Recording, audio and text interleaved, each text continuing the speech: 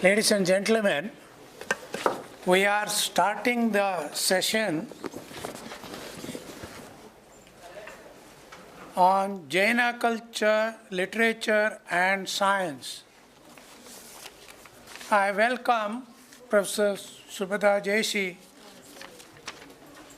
She is going to chair, and I welcome Kim Skog, co-chair.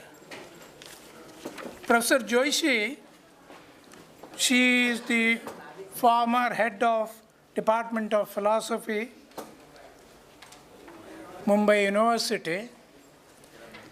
She has 42 years of teaching experience and 26 students have completed PhD and 6 more are working under her supervision.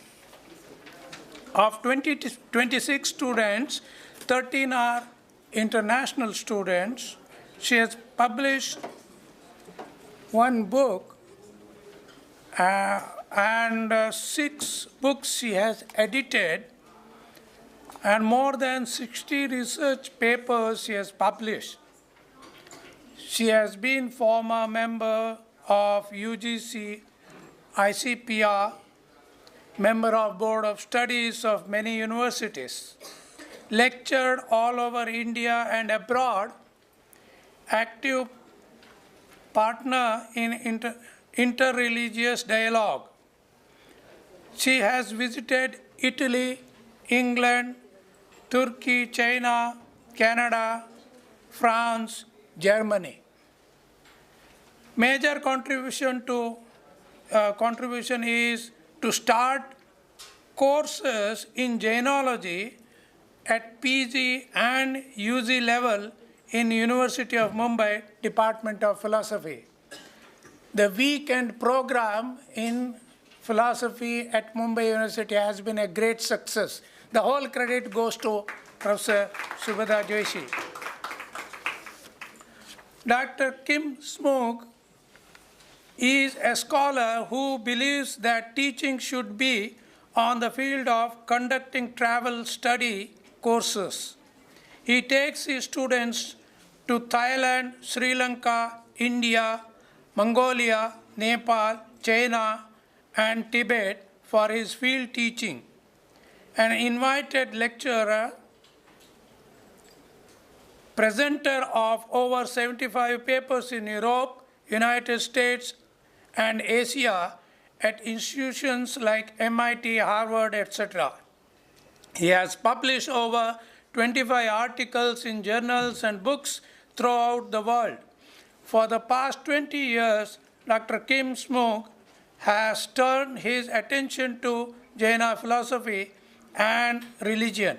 He has introduced a course on Jaina philosophy at his university and added sections on Jainism in several of his other courses.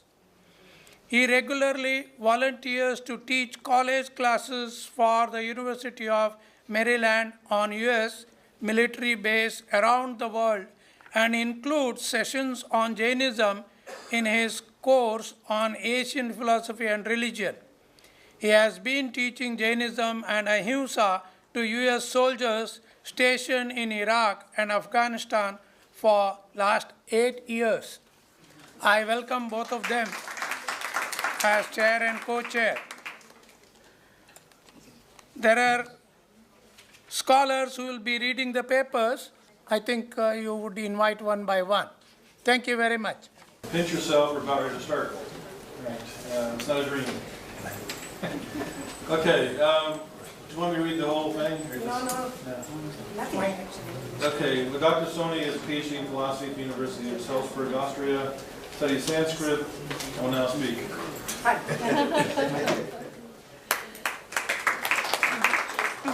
Paper is Dying and Death in Jainism, Philosophical Anthropology of Samyaktva. In 2015, 2 European scientists published a highly acclaimed book dealing with self-directed dying by voluntary renouncing eating and drinking. The title of the book, translated into English, is A Way Out at the End of Life. The age-old method of ending one's life voluntarily by consciously refusing food and fluid, as practiced, for example, by Stoics and Epicureans, has been revived in this book. This revival comes at a time when so-called ethic commissions all over Europe discuss euthanasia and find themselves in extremely difficult controversies. The method of renouncing food and drink seems to be seen,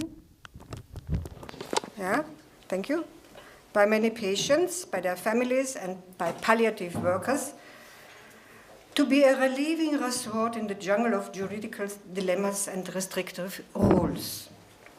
It is a way out, it is not illegal, it is feasible, it is a kind of soft way of passing away in comparison to taking a lethal dose of barbiturates. In the dying process, medicinal care is taken against the dryness of the mouth and eventual pain. This method of dying is presented as a possible way for those who want to take their end in their own hands in order to die in dignity, which is understood as a self-determination and avoidance of pain, invalidity, and dependency. It is a possible escape from physical and mental horrors, a way out at the end of life.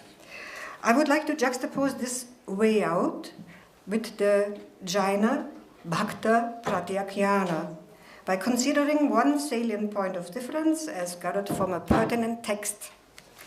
That is the specific phenomenon of faith as the basis of decisions and acts.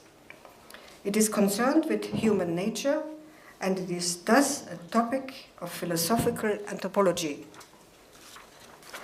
My textual investigation found it explicit that at the core of the topic of consciously ending life are the concepts of darshana, jnana, and charitra, and the prominent feature of Jaina asceticism, tapas. The interrelation and the impact of these concepts, as analyzed in the texts, that the celebrated modes of dying, a disciplined death, are entirely linked with the human phenomenon of having absolute faith in a doctrine. Aradhana and Samyaktva are the concepts which discern this mode of dying from others. First, a short remark about the term Aradhana and the Aradhana texts. They are dogmatic and ethico-religious texts systematically expounding Samyaktva, the rightness regarding Darshana, Jnana, Charitra, and Tapas. My quotations are mainly from Shivarya's Mula Aradhana, also called Bhagavati Aradhana, a Prakrit work from the earliest stratum of the pro-canon of the Digambaras, probably from the 1st century of our era. The Mula Aradhana is a book on dying and death, in that it explains step by step the perfect purification in the most decisive last phase of life. The prominent theme is dying a salvific death. That is a process which enables an ascent on the ladder to liberation, be it a good rebirth or, in the best case, liberation from the cycle of samsara. The ultimate characteristic of a salvific death, that is one of the 3 types which have the attribute pandita, you know all this, is dying in samayika, ahimsa, and dhyana. Such a death is well prepared, and the dying itself is an active process of giving up food and drink. It is based on a decision of the person, who may be a female or male layperson, or a monk or a nun. Aradhakas attempting this process of dying leave their community, confess, repent, renounce, and stay in dhyana. No medicinal support is provided. The process of dying can be performed as a public dying with members of the religious group and with the assistance of a sustita, a highly qualified teacher. The public dying is called Bhakta Pratyakhyana rite. When dying is performed without any assistance, then it is in solitude as Ingini Marana, which allows some restricted movements. Or third, in the most non-violent way, it is prayopagamana marana, dying alone on the bare ground, not moving the body at all. The Mula Radhana explicitly affirms the possibility to end one's life by killing oneself in an abrupt way, if circumstances are compelling. These deliberate self-killings are also performed according to the rules and with an equilibrium of mind. Aradhana is the perfection of the qualities which are necessary conditions of the possibility of dying by final fasting or, as already mentioned, by killing oneself. Obviously, the highest degree of self-discipline is reached in this last act. The controlled endurance of physical and mental pains while renouncing the body certainly requires the unflinching conviction that this is the right path to take. Dying becomes the touchstone for authentic and true faith. Shivarya elaborates in a systematic way that the decisive features of Aradhana are just these two: rightness, samyaktva, and right conduct, charitra. In subsequent verses, Shivarya establishes the relationship of the terms darshana, jnana, and charitra. These concepts are by no means used unequivocally in the Jaina scriptures, neither in the canonical nor in the commentarial literature. The function and role of jnana and darshana especially are seen variously, and it is therefore also difficult to translate the terms.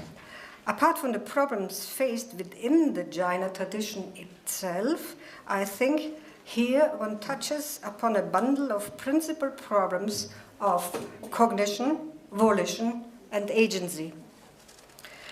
The phenomenon of faith is multifaceted. However, it is very important to be clear about issues of faith and knowledge and the related prescription of conduct in the end-of-life decisions. To be free from doubt, nishankita, is exactly what matters in performing a wise death. Shivarya seems to have found a standpoint and puts the relation between darshana and jnana in proper perspective. He says in verse 4, the one who gains darshana will undoubtedly attain jnana, but the one who gains jnana, it is not necessarily granted darshana. He then consistently restricts jnana to those who have the right faith. The jnana of the others is merely ignorance. Shivarya's deliberation turns now to the distinction of self-discipline, samyama, and self-mortification, tapas. And he states in verse 6, whoever achieves self-discipline, samyama, will certainly attain tapas, but whoever realizes tapas might or might not get samyama, self-discipline. Skipping his further analysis, I only quote his decisive verse on the significance of charitra. He states, aphoristically, to know the do's and don'ts, that is mindfulness, parihara. And this is verily jnana, and this is verily samyaktva. Thus it becomes clear that right conduct is crucial for the preparation of aradhana, but right conduct is embedded in and interconnected with darshana and jnana. Darshana is based on the jnana of the teaching, but it is by the synthetic view of darshana that jnana becomes the right jnana. Only then this right jnana enables right conduct, which is the precondition for the disassociation from karma. The concept of rightness or trueness, samyaktva, is a central term not only in Jaina philosophy, but especially in all aspects of their teaching when it concerns faith, knowledge, and conduct. In fact, Umaswati's Tattvartha Sutra begins with the word samyak. The very 21st sutra of basic teaching says, Samyak Darshana Jnana Charitrani Moksha Marga. Right faith, right knowledge, and right conduct together constitute the path to liberation. Darshana is faith, is concerned with belief. What is it that the one who has the right faith believes in? What is the object of belief? That is clearly expressed in the next sutra when it says, Tatvartha Shraddhanam Samyak Darshanam. True faith is belief in the tattvas, namely belief in the 7 basic truths. Sometimes there are 9. I don't have to enumerate these tattvas here in this learned society and audience. The 7 tattvas, in their interconnectedness, cover indeed, so to say in a nutshell, an entire philosophical system, Jaina ontology and metaphysics and ethics. It states the entanglement of the jiva with karmic matter, the chances of embodiment, when the right path is taken, which makes stoppage and destruction of karma possible. The faithful Jaina accepts these basic truths. He believes them. He has Shraddha. And this fact is Samyak Darshanam. With all due brevity, I would like to end by referring to the classical Kantian questions. What can we know? What may we believe? And what should we do? And by pointing out that Jaina soteriology answers them with the teaching of the Nigranthas. This is a matter of faith. It implies an affirmative attitude to the doctrine taught by the omniscient ones. This affirmative attitude, the Sanskrit is astikya buddhi, is said to be a state of ripeness of the jiva, which is the result of a specific karmic constellation of relative purity. This might allow some human beings to die in this highly faithful way. I started this very short presentation with a reference to the 21st century secular fasting unto death, termed as a way out at the end of life, which also might happen at the right time, at the right place, albeit in a somewhat different way, supported by medicine, and probably without expectation of an afterlife, without faith. In comparison, the Samadhi Marana of the Jaina faith is not seen as a way out, but presents itself as the way up on the path of purification. And I thank you for your attention. I guess we go to the second person now, is that right? Yeah. Yeah. Professor M.P. Tiwari. What's that? Professor M.P. Tiwari. Yeah, it's Professor M.P. Tiwari. Chairperson and co-chairman and friends. I feel highly enlightened having been given this opportunity to discuss some of the ideas and views on jurisprudential aspect of Santhara in Jainism. In fact, I have not to go in details of the Jain religion, Jain philosophy, Jain way of life. Simply, I have to take into consideration one of the ways and means for the salvation, that is the Santhara. Jain philosophy and religion believe that every individual